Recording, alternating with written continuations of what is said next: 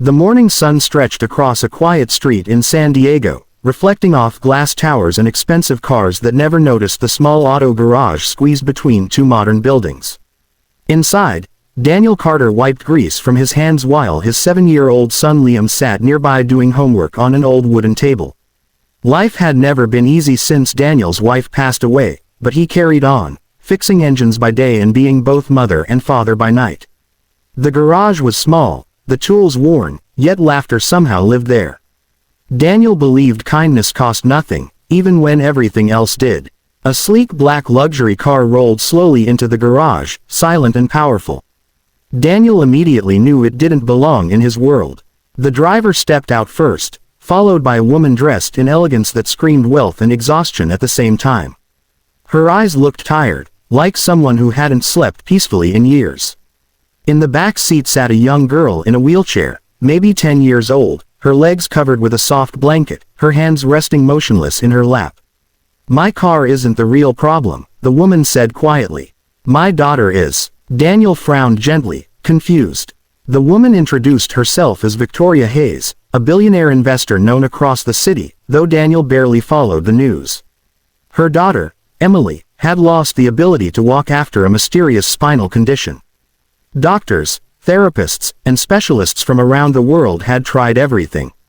Nothing worked. Money opened every hospital door, but none led to hope. Emily stared at the garage ceiling, uninterested, disconnected from everything around her. Daniel noticed something others had missed. She wasn't angry or sad. She was simply invisible to the world that kept trying to fix her instead of seeing her. While mechanics checked the car, Liam rolled a small toy car toward Emily and smiled. "Want a race?" he asked casually. Emily blinked, surprised. No one had spoken to her like a normal kid in months. Daniel watched carefully. Instead of sympathy, Liam offered friendship. Slowly, Emily's expression changed. She moved her fingers slightly to push the toy forward. It was small, almost unnoticeable, but Daniel saw it. "Does she do therapy?" Daniel asked gently. Victoria sighed. "Every day. The best therapist's money can buy."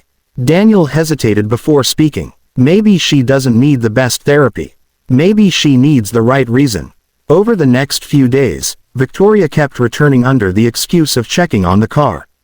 Daniel began spending time with Emily, not as a patient, but as a person. He told jokes, asked her opinions, let her help hand him tools. He never mentioned her disability. Instead, he created games, reaching for bolts, tapping rhythms, small movements disguised as play. Emily laughed for the first time in years.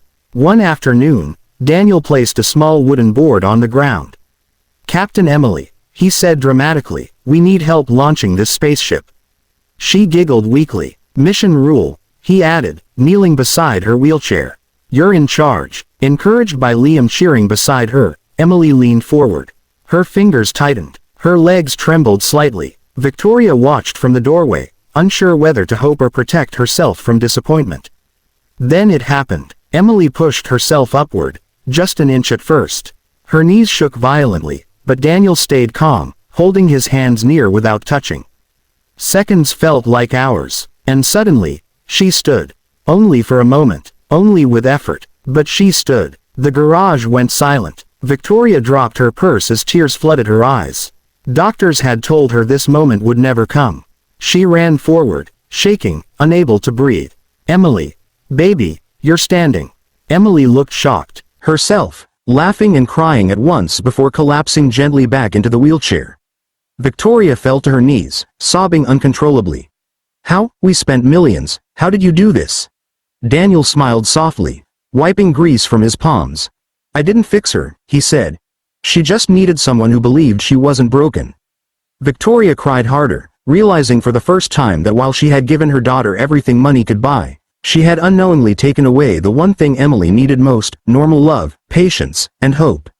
As sunlight filled the garage, Emily reached for Daniel's hand and whispered, "Can we try again tomorrow?" Daniel nodded. "Every day, Captain." And for the first time in years, the billionaire mother cried not from fear, but from hope. Like, subscribe, comment, share our channel. Name Financial Journey.